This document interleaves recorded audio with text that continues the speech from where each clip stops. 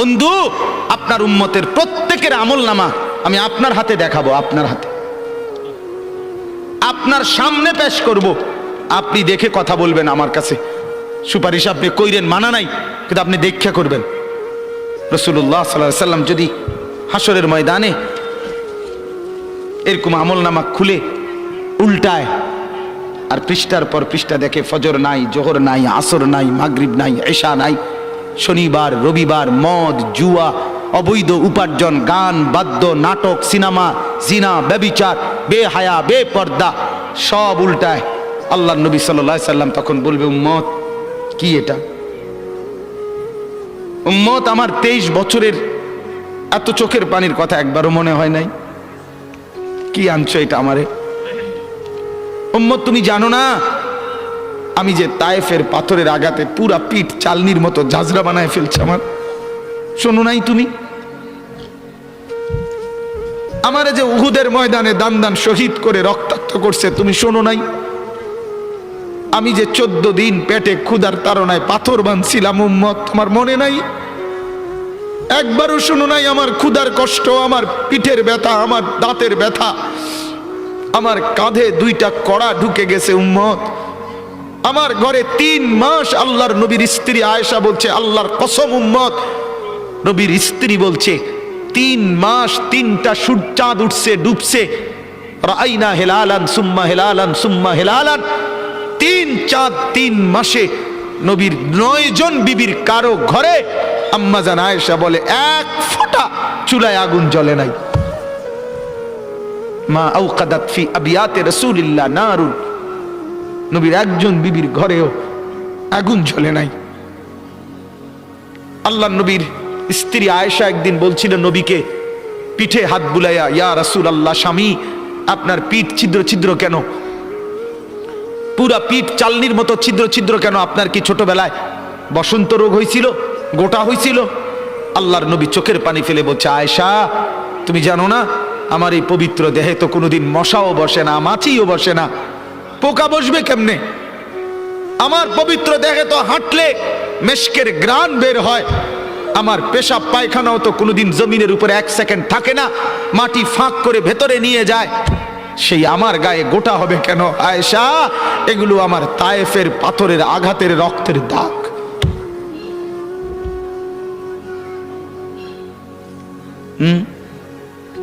বলো না বাপ, কিছুই মনে হইল না? এভাবে ভুলে গেলেন, ভুলে গেলেন? রাসূলুল্লাহ সাল্লাল্লাহু আলাইহি সাল্লামকে একবারও মনে হলো না? আল্লাহকে ভালোবাসেন, নবীকে ভালোবাসেন, আখিরাত চিনেন? এই বাপ, আমি আপনাদের সন্তান, আমার বাবা আপনাদের মহল্লায় 43 বছর এই বড় মসজিদের ইমাম ছিলেন, 1 দিন 2 দিন না। আমি এই মাটিতে বড় হওয়া ছেলে, এই প্রাইমারি স্কুলের ছেলে, এখানেই বড় হয়েছি। এরা সব আমার আপনজন। আমি আমার আপনজনদেরকেই শক্ত করে বললাম, আমি যদি কারো ভাতিজা হই, আপনি আমার চাচা, আমি চাই আমার চাচা যেন হয় জান্নাতি। আমি যদি কারো নাতি হই, আপনি আমার দাদা, আমি চাই আমার দাদা যেন হয় জান্নাতি। আমি যদি কারো ভাই হই, বন্ধু, তো আমি চাই ভাই 2 ভাই মিলে একসাথে হই জান্নাতি। আল্লাহ তোমাকেও তৌফিক দেন, আমাকেও তৌফিক দেন। দোয়া করি বাপ, দোয়াও চাই। জিন্দগি বদলান যুবক, জিন্দগি বদলাও। দিবা নিশির ফিকির আমার, জিন্দগি চেঞ্জ করেন, জীবন চেঞ্জ করেন। ফজরের নামাজে অভ্যস্ত হন। আল্লাহর কসম বন্ধু, ফজরের নামাজ যে পড়বে না, সে ইমাম মাহাদিকে খুঁজে পাবে না, সে দাজ্জালের অন্তর্ভুক্ত হবে। এটা হাদিস। মাহাদি পাবে না, দাজ্জালের অন্তর্ভুক্ত হবে। এই সমস্ত মাথার সেলুন কাটিং চুল, যেগুলো উঁচা, সামনে বড় বড় চুল, এদিকে চুল নাই, এদিকে চুল নাই, সব দাজ্জালের চুল।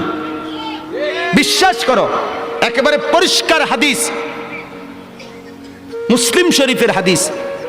আল্লাহর নবী বলছে দাজ্জাল হবে শাবুন কাতাতুন, দাজ্জাল হবে যুবক, আর দাজ্জালের চুল হবে এলোমেলো। এই জন্য দুশ্মন এটাকে জনপ্রিয় করে দিছে। এদিকে নাই, এদিকে নাই, ওইদিকে নাই, এখান দিয়ে নাই, এখান দিয়ে ফেলায় দিছো, ওইখান দিয়ে উঁচা করে রাখছো, সামনে দিয়ে ঝাঁকড়া বানায় রাখছো। কি করছো বাপ? কোনোদিন জিজ্ঞাসা করলা না এটা কার থেকে নিলা? কি এটা, এটা কি মডেল নিলা? সেলুন থেকে বুঝি মানুষে মডেল নেয়, নাফিদ বুঝি ডিজাইনার হয়? হ্যাঁ, এটা বুঝি একটা রুচি হলো? হ্যাঁ, কি পড়লা বন্ধু?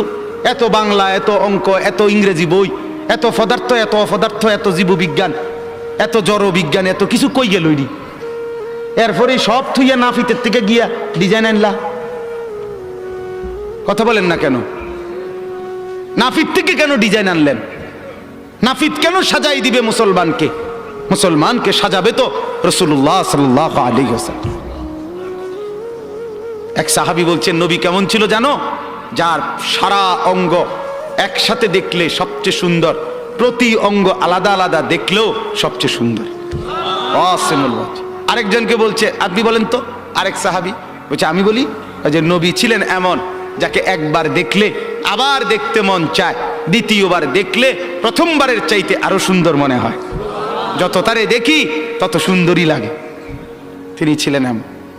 আল্লাহ তাআলা মেরাজে, এই যে এই মাস, 7 আসমানের উপরে আরশে আজিমে আল্লাহ তাআলা নবীকে নিয়ে গেলেন। যখন আরশের উপরে আল্লাহ তাআলা রাসূল সাল্লাল্লাহু আলাইহি সাল্লামকে দাঁড় করাইলেন, এইবার আল্লাহ বললেন, বন্ধু কোনানে আনছি জানেন? আপনি জানেন কোথায় আনছি আপনারে? কয় যে আপনি যখন ছোটবেলায় জন্ম নিছেন, ছোট্টবেলায় ফেরেশতাদেরকে বলছিলাম, ফেরেশতারা আমার বন্ধুকে কোলে নাও, নিয়া আমার সৃষ্টির পূর্ব থেকে পশ্চিম পুরা দিগন্ত ঘুরাও, আমার গোটা সৃষ্টিকে বলো যে তারা যেন দেখে বন্ধু আমি কেমন বানাইলাম। দেখো, দেখ আসমান দেখো, জমিন দেখো, বন্ধু আমি কেমন বানাইলাম। নাক দেখো, চোখ দেখো, ঠোঁট দেখো, মুখের চাহনি দেখো, চেহারার রং দেখো, চোখের পলক দেখো। এরপরে আল্লাহ 7 আসমানে আরশে আজিমে নিয়ে এইবার আল্লাহ বললেন, বন্ধু সেদিন ছোট্টবেলায় কোলে আপনারে সবাই দেখছে, এবার সব কিছুর উপরে আইনা, উপরে শুধু আমি আল্লাহ, তার নিচেই আপনি। এবার আপনি দেখেন গোটা সৃষ্টি আমি কেমন বানাইলাম। ওই সময় ওরা দেখছে, এখন আপনি দেখেন, আপনি দেখেন। সুবহানাল্লাহ, এত বড় মর্যাদা সম্পন্ন রাসূল, তাকে ছেড়ে দিলেন, তাকে ত্যাগ করলেন। আল্লাহ আমাকেও বুঝ দান করেন, আমাদের প্রত্যেককে বুঝ দান করেন। শেষ কথা এটাই, আফালা তাদাক্কারুন। আল্লাহ বলে, বান্দা আমি কিন্তু গুনাহ লম্বা হইলে, নাফরমানি লম্বা হইলে, আমার অবাধ্যতা লম্বা হইলে, মনের চাহিদা মতো খামখেয়ালি করিলে আমি কিন্তু গোমরা করে দেই, আমি মোহর মেরে দেই, চোখে পর্দা ফেলে দেই, আর হেদায়েত দিবার কেউ থাকে না। আফালা তাদাক্কারুন। আমার বান্দা উপদেশ কি নিবা না? উপদেশ গ্রহণ করবা না? তবুও তো বলেন আল্লাহকে, আল্লাহ আমরা উপদেশ নিলাম, আমরা আপনার নাফরমানি করব না, আপনার রাসূলের অবাধ্যতা করব না। যুবক ভাইয়া, নামাজ পড়েন, নামাজ পড়েন, 5 ওয়াক্ত নামাজ পড়েন। অশ্লীলতা উলঙ্গপনা থেকে, বেহায়াপনা থেকে ছুটেন। নারীর ফাঁদে পড়বেন না, নারীর পিছনে পড়বেন না, অনর্থক কোনো মেয়ের প্রেমে পড়বেন না। আল্লাহ তাআলাই হালাল ভাবে একজন উত্তম স্ত্রী আল্লাহ মিলাই দেবে ইনশাআল্লাহ। এটা কোরআন, এটা আল্লাহর ওয়াদা। বান্দা আমি তোকে বানিয়েছি, তোর জন্য যদি আমি এত উপকরণ তৈরি করি, তো একজন স্ত্রী তো তোর জন্য আমি বানাইছি। অতএব দয়া করে আমার বন্ধু, আমার জওয়ান অনেক ছেলে বসছেন, সবার কাছে অনুরোধ, আমরা 5 ওয়াক্ত নামাজ পড়ার নিয়ত করি, বলেন ইনশাআল্লাহ। সর্বশেষ কথা হলো, ওয়াকালু মা হিয়া ইল্লা হায়াতুনা দুনিয়া নামুতু ওয়া নাহইয়া ওয়া মা ইউহলিকুনা ইল্লা দাহর। আল্লাহ বলে, যখন আমি কাউরে গোমরা করে দেই, মোহর মেরে দেই, চোখে পর্দা ফেলে দেই, আল্লাহ বলে, হে তখন কে রুম জানুনি? আল্লাহ হে ওই রুম। সে তখন বলে, জীবন কেবলই এই দুনিয়াটা, কারণ তার তো আর কি নাই, হে সাইড মনো নাই। কথা বুঝেন নাই?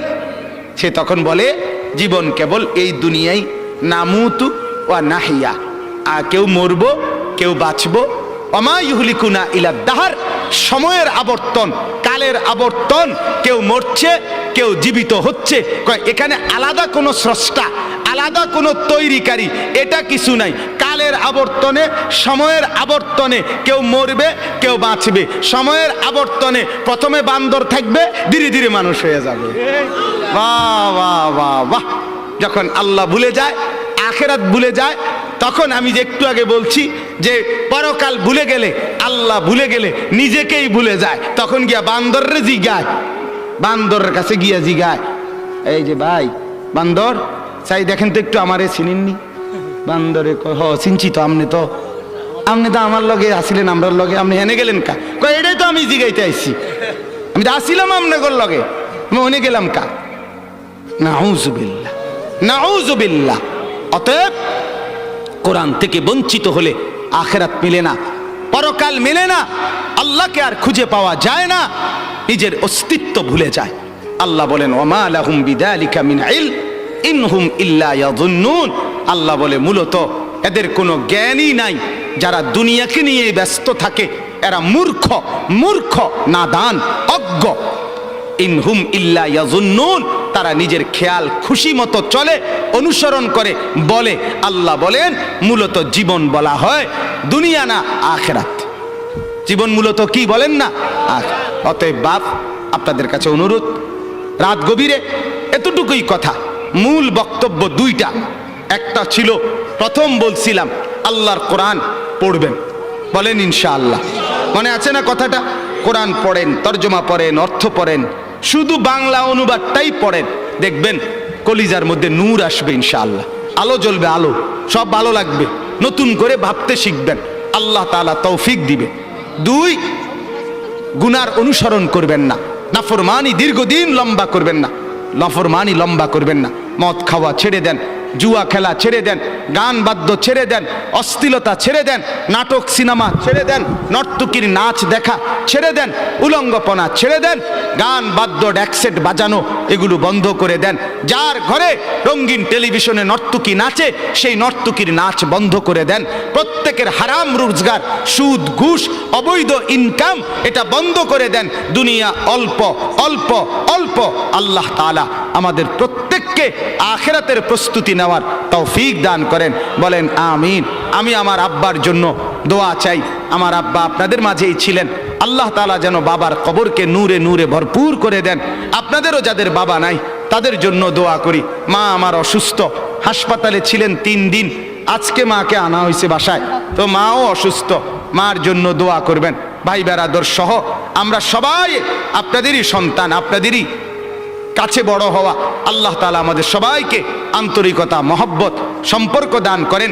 যেই ছেলেগুলো এই মাহফিলের ইন্তেজামের জন্য কষ্ট করেছে এরা আমাদেরই পরিচিত, আমার কাছে গেছে। আমি আজকে সত্যিকার অর্থে আমি কোনোভাবে, আমার আরো 2টা বয়ান ছিল মাগরিবের পর, আমি আরো 2টা মাহফিলে বয়ান করে এরপরে আসছি।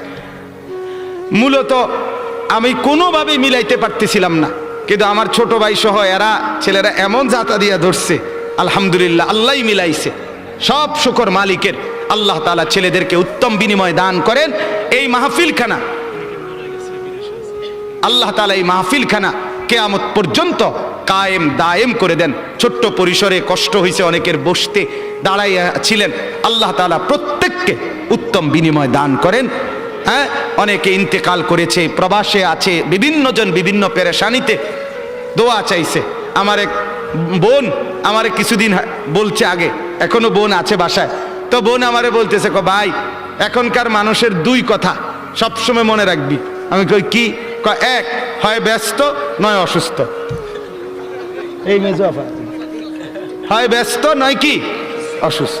এই হইল বর্তমান মানুষের পরিচয়, হয় ব্যস্ত নয় অসুস্থ। আল্লাহ তাআলা আমাদের প্রত্যেককে ঈমান আমলের দৌলত দান করেন, সুস্থতার জীবন দান করেন।